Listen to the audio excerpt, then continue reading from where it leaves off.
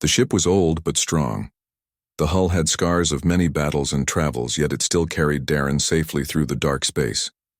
For many months he had been alone inside it, moving from one star to another with only the hum of the engines as his companion. He had crossed dangerous asteroid fields, silent nebula clouds, and strange regions where signals failed. Yet now, at last, his journey was about to end. Darren stood near the window of the cockpit and looked out. He could see the glowing world of Zalara before him, the home of the Zalari Empire. Its skies were silver and blue with swirling storms that stretched like ribbons across the surface. The sight filled him with both awe and fear. He had read countless reports about this world, but now he was truly here, the first human to stand before their rulers. As the ship entered orbit, signals from the planet reached him, clear and sharp. A voice commanded him to prepare for landing. The Zalari were proud and suspicious of strangers. Darren knew that he also knew he carried not only his own life, but the honor of his entire people. The human alliance had chosen him as envoy because he had the patience, courage, and steadiness that others respected. The ship slowly descended through. Thick layers of cloud, sparks of lightning flashed across the horizon, making the sky glow like fire. Darren tightened the straps on his seat. He was calm, but his heart still raced. This was history in the making. When he finally touched down on the shining landing platform, he felt the weight of his mission more than ever. The ramp opened. A blast of cold air greeted him as he stepped outside. Soldiers in silver armor waited in lines. Their faces were hidden behind masks. Their spears glowed with faint blue light. They did not speak, but their movements were sharp and precise. A tall officer came forward and gestured for him to follow. Darren walked with steady steps. His boots clicked against the crystal surface of the platform. Above him, towers of the city rose like blades of glass reflecting the light of the sun. The city was alive with flying ships moving in patterns across the sky. The air smelled of metal mixed with strange, sweet scents that he had never known before. The officer led him into a long hall. Its walls were covered with glowing patterns shifting slowly like living art. At the far end stood a pair of massive doors. They opened with a sound like thunder, revealing the throne hall. Beyond it was a space so vast Darren almost forgot to breathe. The throne hall stretched higher than any human structure he had seen. Columns carved from crystal lined the path leading to the throne. At the center, a raised platform held seats for the ruling family and their court nobles. In flowing robes stood on both sides, whispering as he entered. Their eyes burned with curiosity, suspicion, and even anger. Few had ever seen a human before, and now one stood walking proudly among them. At the highest seat sat the emperor, and beside him the Princess Ceres. She was tall with silver hair that shimmered in the light. Her skin carried faint patterns like stars across the night sky. Her eyes were deep blue, glowing softly like oceans of another world. Darren had seen pictures, but they did not capture the living presence before him. When Darren reached the center of the hall, he stopped. He bowed his head slightly, showing respect, but not weakness. The hall went silent. The nobles waited to see how their rulers would respond. The emperor remained still, his face unreadable, but the princess suddenly rose from her seat. Her movement was swift, graceful, and yet filled with energy. Her eyes were locked on Darren, not with coldness, but with something else, something deeper. She took a step forward. Her long robe brushed against the steps as she descended. Each sound echoed through the silent hall. Nobles gasped in surprise. Some placed hands over their mouths, for what she did next was not expected. She lifted her right hand and formed a gesture. It was the Zalari salute, not used lightly. It was a sign given only to warriors who had proven honor in battle. To see a princess give such a sign to a human stranger was beyond belief. The court fell into whispers, shock running through. Every row Darren felt the weight of her gaze. He did not know why she offered such a gesture, but he understood its meaning. He placed his hand over his chest and bowed deeper than before. He answered her respect with his own. not as a subject, but as one who met honor with honor. The emperor's eyes narrowed. The nobles argued softly among themselves. Some spoke of insult, some of danger, but Princess Ceres ignored them. She walked until she stood only a short distance from Darren. Her voice was soft but carried through the hall. "You have come far, human," she said. "Your journey was not easy, yet you stand before us now." Darren lifted his head. "I came with peace, princess," he replied. "I bring no weapons, only words and a will to understand your people." Her eyes did not leave his. They seemed to search him as if looking for something hidden. Finally, she whispered words that only he could hear, words that froze him more than the cold air of the planet. "I have seen you before," she said. "In a vision you stood at my side when the fire of war consumed the stars." Darren's breath caught. He wanted to ask what she meant, but her gaze silenced him. The princess then turned and faced the court again. Her expression calm, but her step steady. She returned to her seat. Yet the hall had changed. The nobles no longer whispered with certainty, but with confusion and unease. The emperor raised his hand for silence. His voice echoed like rolling thunder. "The human has arrived. He will be judged by his deeds, not his words. He shall remain under guard until his worth is proven." The guard stepped closer, but Darren did not resist.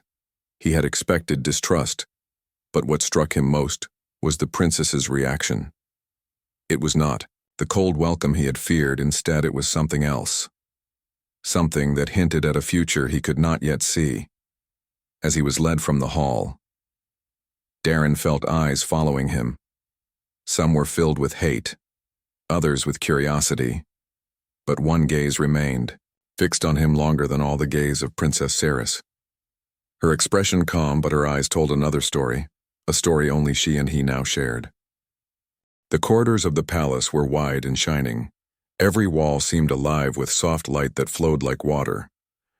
Darren walked between armored guards who kept a close distance. Their faces stayed hidden behind silver masks. Their movements were silent but firm. Darren knew they were trained to watch his every step. His mind, however, was not on the guards. His thoughts stayed fixed on the moment in the throne hall. The princess had greeted him with honor, meant only for warriors. It was a gesture he had not expected, and one that clearly disturbed the nobles. Why had she done it? Why would she risk angering her court for a human envoy? Darren kept his face calm as they led him to a chamber. A tall door opened and he was guided inside. The room was large but simple. A single table stood at the center with fruit and water placed upon it. A wide window looked out at the silver city below. He could see flying ships moving in lines and bridges stretching across towers like threads of light. The guards left, but two remained outside. The door closed behind him. Darren sat at the table. His hand touched the cool glass surface. He was tired from the long journey, yet the look in Princess Ceres's eyes would not leave his mind. Meanwhile, in the throne hall, the air was heavy. The nobles surrounded the emperor with words. Some whispered of danger. Some demanded the human be sent away. Others spoke of the insult to their traditions. The emperor listened but said nothing for a long time. At last, he raised his hand. His voice was steady. "The human remains. He will be tested. No stranger will sit in our halls without proving his worth." The court bowed, though many faces still showed anger. Yet all turned their eyes toward the princess. She sat calmly. Her hands rested on her lap. Her gaze stayed on the empty path where Darren had stood. One noble, a tall man in dark blue robes, stepped forward. His voice sharp. "Princess Ceres, your gesture was not fitting. It is a salute of blood honor. How can it be offered to a human who has shown no service to our people?" Whispers rose around the hall, but Ceres only lifted her head, her voice soft yet strong. "Honor is not given only by battle. It is found in spirit." The human crossed the wild space alone. He reached us without fear or weakness. For that he has my respect. The noble frowned but could not answer. The emperor looked at his daughter with unreadable eyes. The hall grew quiet again, though tension still lingered. Later that evening, as the twin moons rose above the city, Saris walked through a private corridor. Her steps were quick and certain. A guard followed at a distance, but she waved him away. She moved to the chamber where Darren waited and entered without a word. Darren stood at once. He was surprised to see her here. Guards outside the door shifted but did not enter. The princess stepped closer. Her robe shimmered in the pale moonlight coming through the window. "You should not be here alone, princess," Darren said, quietly. "It may not be safe." She smiled faintly. "I am not afraid." Her eyes studied him with care. "Tell me, human, what do your people call you?" "My name is Darren," he answered. "And you are Princess Saris?" She nodded.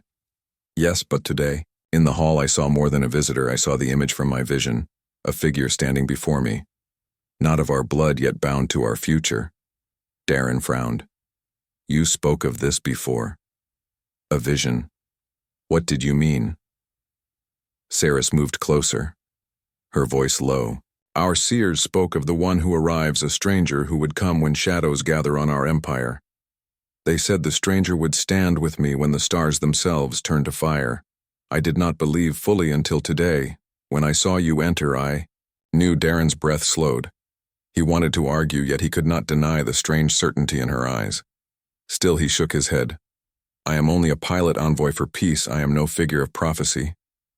"Perhaps," Saris said softly, "but the court will not see it, so they will watch you. They will test you. Some will seek your failure. Remember this." The next morning, Darren was summoned again to the hall.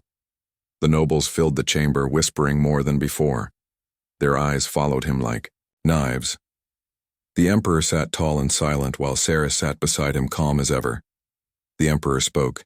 "Darren of humanity, you come as envoy, you claim peace. Yet words are not enough. Our people judge by strength, by wisdom, and by spirit. You must face the trial of accord. If you endure, you will be given voice in this court. If you fail, you will return to your stars in shame." A murmur spread through the nobles. Many nodded with satisfaction. The trial was known to be dangerous. Few outsiders survived. Darren stood in silence for a moment, then bowed his head. "I will accept the trial." The emperor's eyes narrowed, but he said nothing. The princess, however, allowed the faintest smile to cross her lips. Her gaze met Darren's for a brief second. It was not the smile of triumph, but of faith. As the session ended, nobles gathered in small groups. Their voices filled the hall. "He will fall quickly," one said. "No human can endure the trial. He should never have been allowed inside our walls," said another. But some spoke with softer tones. "Did you see how calm he stood? He did not show fear." The debates filled the chamber. But the princess remained silent. Her thoughts stayed only on the vision and the path that now opened before them. That night, Darren returned to his chamber. The city outside glowed with rivers of light. Towers rose like mountains of crystal, and airships floated silently through the sky.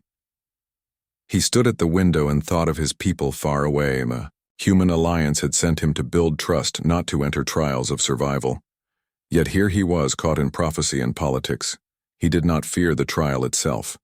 He had faced danger before, but he feared the meaning behind it. The princess's words carried weight. What if the prophecy was true? What if his arrival here was more than mission?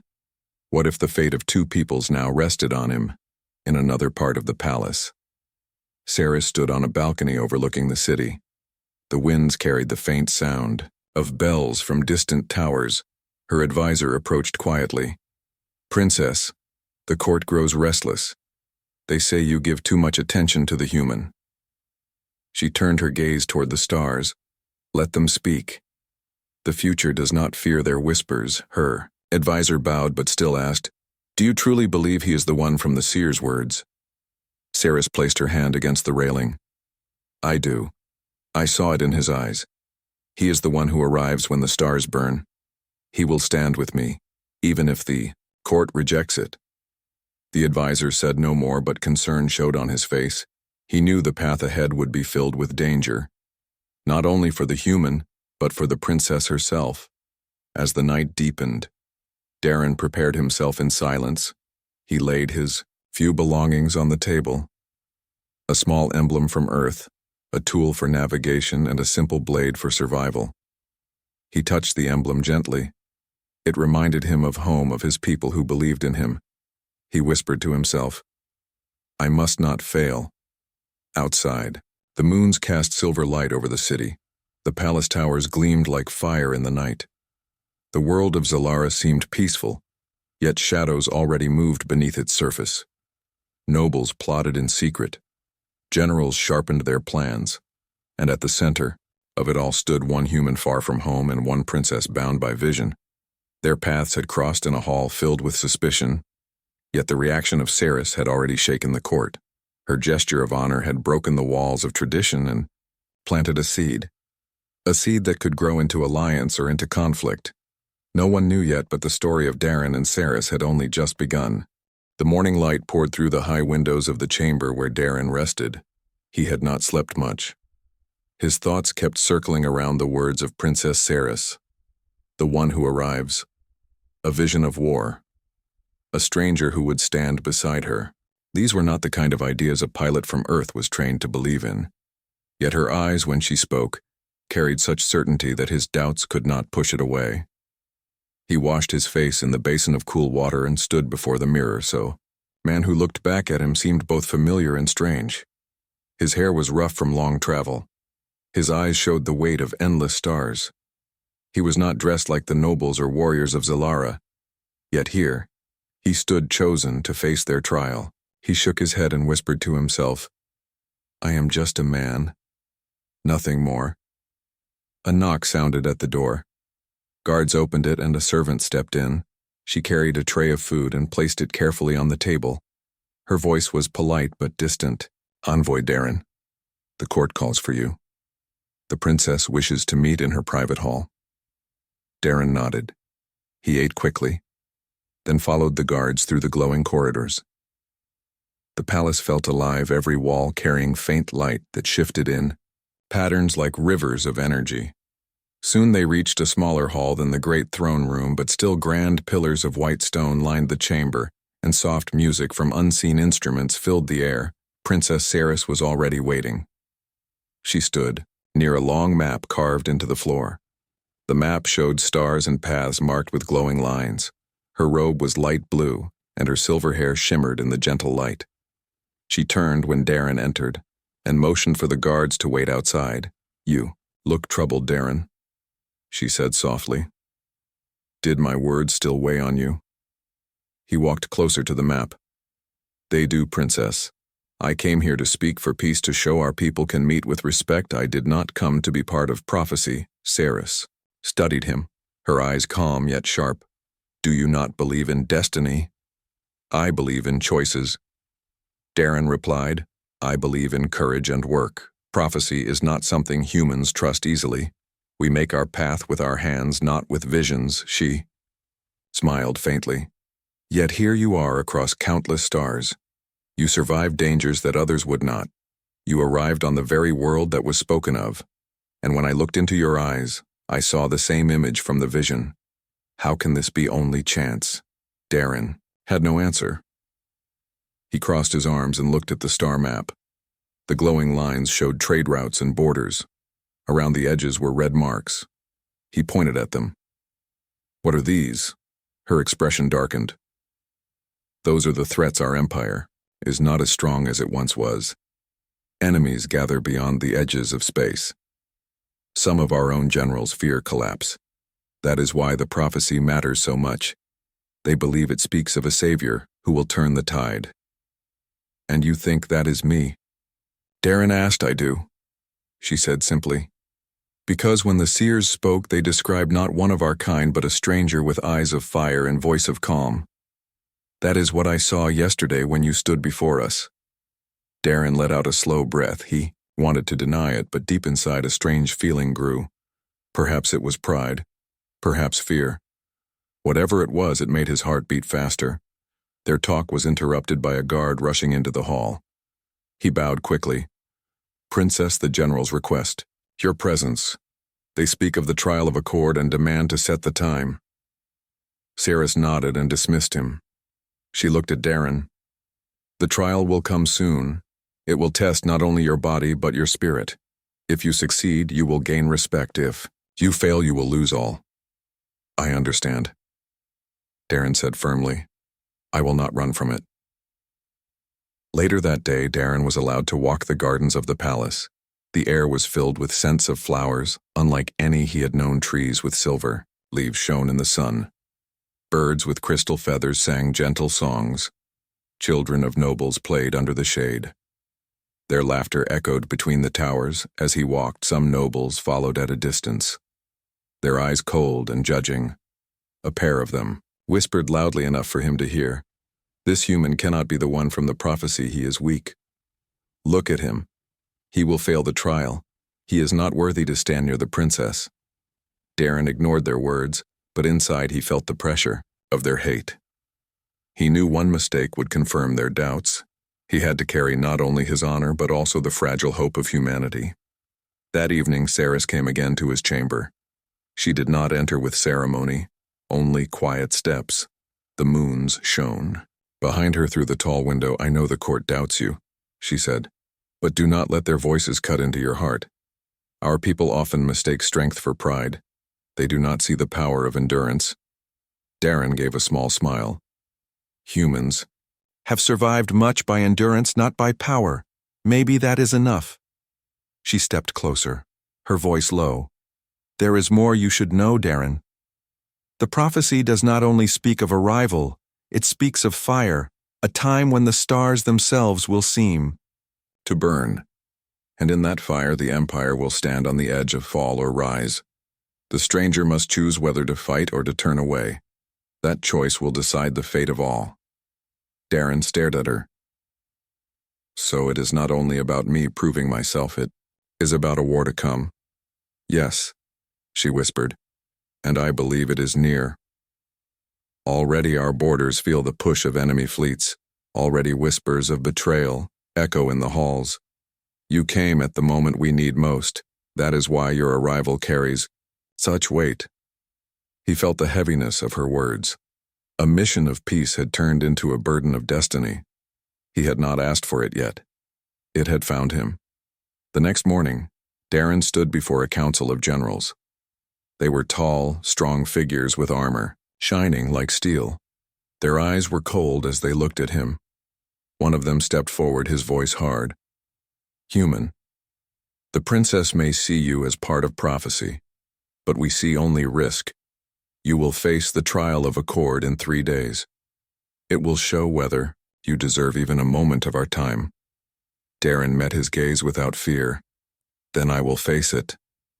The general sneered. Do not hope for mercy. The trial has none. After the council, Saris walked beside Darren through the long corridors. Her steps, quick. They will not make this easy for you. Some of them would prefer you to die in the trial than to see you stand beside me. Darren looked at her calmly. I have faced death before, Princess. If I must face it again here, then so be it. Her eyes softened. You speak with courage. That is why I believe the prophecy chose you. That night, Darren could not sleep. He sat by the window watching the stars. The city below glowed like rivers of light. His thoughts stretched back to Earth, to his family and people far away. He wondered if they would ever know what he faced here. He wondered if his arrival truly was fate or only the chain of choices that led him through the stars. As the first light of dawn touched the towers, he made his decision. Whatever the prophecy meant, whatever the trial would bring, he would not turn away. He had come this far, and he would walk the path to the end, across the palace. Saris too watched the dawn from her balcony, her eyes on the horizon. She whispered to herself, the one has arrived, the choice will come soon. Her heart carried both hope and fear, for she knew the weight of prophecy was not only on Darren but also on her together. Their actions would shape the fate of 2 worlds. The day of the trial arrived. The air in the palace was heavy with expectation. Every corridor echoed with whispers of nobles and soldiers speaking of the human who would be tested. Some placed bets on how quickly he would fall. Others spoke of the EU, princess and her strange faith in him. The entire empire seemed to lean toward this moment. Darren stood in the preparation hall. His clothing was plain, and light meant for movement, not for ceremony. A single guard handed him a short blade and a pack, with water and rope. No heavy weapons, no advanced tools. The trial was not about strength of arms, but the strength of body, mind, and heart. A deep horn sounded through the palace. The doors opened. Guards led Darren through the long corridor toward the arena. The trial would take place not within the palace, but on a distant moon that circled Zalara. He had heard the name before: Koresh, a place where storms never rested, and creatures of sharp teeth roamed the Dark Princess. Ceres was already waiting, in the great hall where the departure gate stood. She wore armor today, silver plates with blue lines glowing across them. Her presence was strong and steady.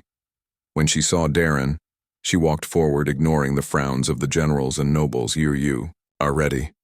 she asked. "As ready as I can be," Darren answered. His voice was calm, though inside he felt the weight of every eye watching. She handed him a small crystal. "This is a beacon. If you press it, I will know you, yet use it only if your life is about to end. It will not bring you victory, but it may bring me to you." Darren accepted the crystal and nodded. "Thank you, Princess." The generals stepped forward. "It is time," one of them said with no emotion. Guards surrounded Darren and led him to the transport vessel. The crowd filled the stands above, chanting words he could not fully understand. Some mocked him, some called for his fall, but a few raised their voices in support. The vessel lifted with a sharp roar and broke through the clouds. Soon the silver planet was behind him in the dark moon. Koresh loomed ahead. Its surface was scarred by storms and jagged cliffs. Lightning flashed across its skies. Darren gripped the seat as the vessel descended. The air grew heavier and the light dimmed. When the ramp opened, the storm winds rushed inside. The ground was black rock, sharp and uneven. Distant cries of creatures echoed through the haze. The guards did not step outside. Instead, they released Darren, and the gate closed behind him. The vessel lifted again, leaving him alone on the cursed moon. The trial had begun. Darren looked around. He saw a glowing marker in the distance. The voice of the general echoed through the device on his arm. "Human, the trial is simple. You must reach the beacon on the far side of this moon before the third sunrise. Survive the storms. Survive the beasts. Survive the land. Only then will you return to us." The voice ended. Darren adjusted the pack on his back and began to walk. Storm winds cut against his face and the ground shifted under his boots. The air was thin, forcing him to breathe slow and steady. Hours passed as he moved across sharp ridges. He climbed rocks and slid down slopes. His blade was his only defense. Soon, he heard the first sound of danger. A low growl from behind. Turning quickly, he saw a creature unlike any on Earth, its body long and covered with dark scales. Its eyes burned red and its teeth glistened with poison. It moved fast across the rocks. Darren held his blade firm. He could not outrun it, so he stood his ground. The beast leapt and he rolled aside. Its claws cut stone where he had stood. He swung the blade, striking across its side. The beast howled and turned with fury. Darren kept moving, using the rocks to shield himself, not fighting with power but with patience. Each strike he gave was small but steady. At last the beast stumbled and fell, sliding into a ravine below. Darren stood breathing hard. His arm bled from a scratch, but he was alive. He bound the wound with cloth from his pack and pushed onward. The trial was far from over. By night the storms grew stronger. Lightning fell from the sky, burning the ground. Darren took shelter under a cliff, wrapping himself in his cloak. The cold bit into his bones, but he did not close his eyes fully. Sleep was light and broken. He dreamed of Earth, of the princess's eyes, and of fire across the stars. When dawn came, he climbed again. The marker glowed faint in the distance, but between him, and it stretched a wide valley filled with moving shapes. Dozens of beasts wandered there, larger than the one he had faced before. He knew he could not fight them all. He studied the land and saw narrow paths along the cliffs. Darren chose the harder, way climbing slowly across the side of the rock. The path was thin. One wrong step would send him falling, but he kept steady. Hands and feet moved with care while below the beasts roared and fought each other. He pressed forward, every muscle burning. With strain at last, he crossed the valley. His arms shook with exhaustion, but he did not stop. He drank water and moved on. Step after step, hour after hour. The trial was breaking his body, yet his spirit held firm. Meanwhile in the palace, the court, gathered in the grand hall watching the trial through crystals that showed images from the moon. Generals stood with arms crossed, certain that the human would fail. Soon, nobles whispered eagerly, waiting for his fall. Princess Ceres stood apart. Her eyes fixed on the images, she saw Darren fight the beast.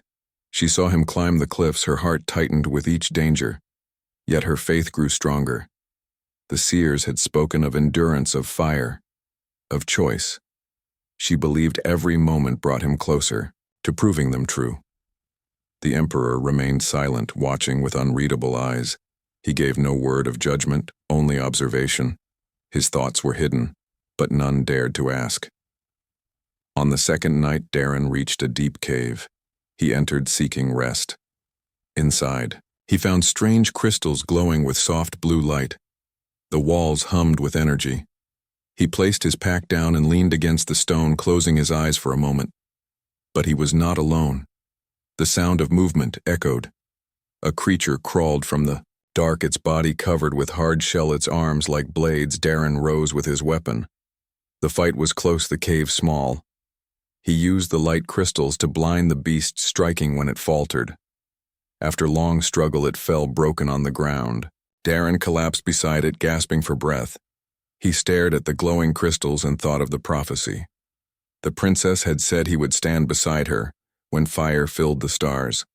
Perhaps this was the fire she spoke of. Not real flame, but the trials that burned away weakness. He was only a man. Yet each moment he chose to keep moving. By the third sunrise, Darren reached the edge of the final ridge. The beacon glowed brightly above a tall spire of rock. The climb looked near impossible. Storms lashed the cliff and winds tried to tear him down, but he tightened the straps of his pack and began to climb. Every step cut his hands, every stone tore his skin. His muscles screamed, yet he kept moving. He thought of Earth, of the princess, of the hope of two peoples. He thought of the court waiting for him to fail, and he refused to give them that victory.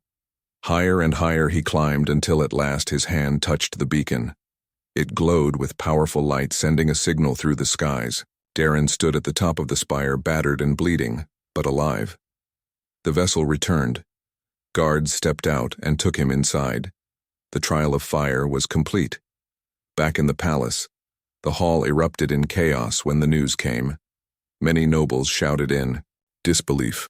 Some demanded the trial be declared false. The generals argued with sharp voices, but Princess Ceres rose from her seat. Her eyes shone with fierce pride.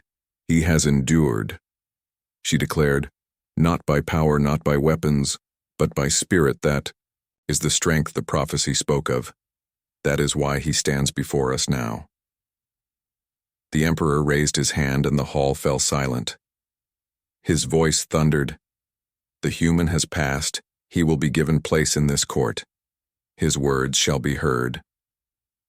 The nobles bowed, though anger burned in their eyes. The generals gave no smile, but they could not deny what was seen. The princess turned, and her gaze found Darren as he entered the hall again. His steps were slow from pain, but his head was high. She met his eyes and gave the smallest nod.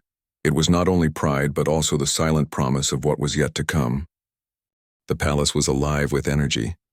The trial had ended, and the news had spread quickly through the city. Nobles whispered in the halls, generals exchanged quiet words, and soldiers marched with more confidence than before. Yet the eyes of all waited for Princess Ceres to speak. Her reaction would decide the final meaning of the trial. Darren entered the grand hall carefully, his steps slow but steady. Every wound from Koresh, still marked his body. His clothes were torn and blood-stained, yet he carried himself with pride. Each scar was proof of endurance. His arrival at the palace this time was not as a visitor, but as a survivor. The hall fell silent as he approached the throne. Ceres rose from her seat. The glow of her silver hair seemed brighter. In the morning light, her eyes fixed on Darren not with distance but with admiration. She raised her hand slightly and spoke, "The human has endured the trial of fire, not by weapon nor by strength but by spirit and courage. He has faced the storms, the beasts and the land itself. He has not yielded when all seemed lost, and now he stands before us alive and undefeated." The nobles shifted in their seats. Many murmured in disbelief. Some tried to protest, but no voice could cut the power of her words. The emperor watched quietly, his eyes calm but observant. He knew the trial's success was more than survival. It had shown character and determination, the very qualities that shaped destiny. Darren knelt slightly as the princess continued. "This human came not for power, not for glory. He came for understanding, for peace, and for hope. And yet through the trial of fire he has shown the heart of a warrior of our world, and of his own." The generals were silent now. Some clenched fists in frustration. Others bowed slightly, accepting the truth. The hall carried a new energy. The impossible had occurred. A stranger from distant stars had passed the impossible trial, and now demanded respect. Sarah stepped closer to Darren, her voice calm, but filled with certainty. "By my word as Princess of Zalara, I declare from this day forward, he shall have a place beside me in all matters of state. His counsel will be heard, his actions will be respected, his spirit shall inspire our people." The court erupted into a mixture of shock and awe. Some bowed deeply, others whispered in disbelief. Yet none dared to challenge the princess. Her voice carried authority and vision combined. Darren stood before her, bowing deeply. "Princess, I do not seek place or power. I only wish to serve with honor and protect your people as you see fit." Ceres smiled faintly. "Your humility is part of your strength, Darren. That is why the prophecy spoke of a stranger not born of our blood, yet bound to our fate." Tiu, Emperor rose slowly. "The trial is complete. The human has proven himself worthy, not by birth nor by blood, but by courage and spirit. He will be recognized as an ally and a voice of peace in our court." The nobles whispered among themselves, some still reluctant, others slowly nodding. Their respect for Darren could not be denied. He had changed the court's perception by his actions. Not words. Later in the day, Darren walked through the palace corridors with Princess Ceres by his side. They spoke quietly of the trial and of what might come next. She told him more about the threats beyond the borders, about the enemies gathering in silence, and of betrayals within the court. "We have much to do," she said, "yet I trust you will face each challenge as you have faced, Koresh. You have the mind of a strategist and the courage of a warrior. Together we may change the fate of this empire." Darren nodded. "I will not fail you, Princess. I will stand as needed, not for glory, but for duty." She looked at him, and for a moment her expression softened. "I believe in you, Darren. You arrived as the one from the vision, and now you have become more than I could imagine." Word of Darren's victory spread quickly through the city. Citizens came to the palace gates to see the human who had faced the trial of fire. Many had never seen a human before. They looked upon him with wonder and hope. Children ran along the streets, trying to catch glimpses of him, while adults spoke quietly about courage and determination. In the council chambers, generals began planning with him. His advice was sought. His presence changed strategy discussions. His ideas of adaptability and quick thinking impressed even the most skeptical leaders. They began to realize that strength was not only in numbers or weapons, but in intelligence and human creativity. Nobles who had whispered against him now found themselves defending his actions. Some even suggested alliances with human forces beyond the stars. They could not deny the evidence before them. A human envoy had altered the course of their empire. That evening, Darren stood on a balcony overlooking the city lights. Silver towers stretched toward the sky. Airships glided through the air carrying lights from building to building. The wind was cool and carried a scent of flowering trees from the palace gardens. Saris joined him silently and stood at his side. She looked at the horizon where the moons hung low. The trial has ended, but the challenges are only beginning. Darren nodded. I understand, Princess. Yet I feel ready now. I have learned much and endured more. I am not afraid to face what comes. She turned to him, her eyes reflecting moonlight.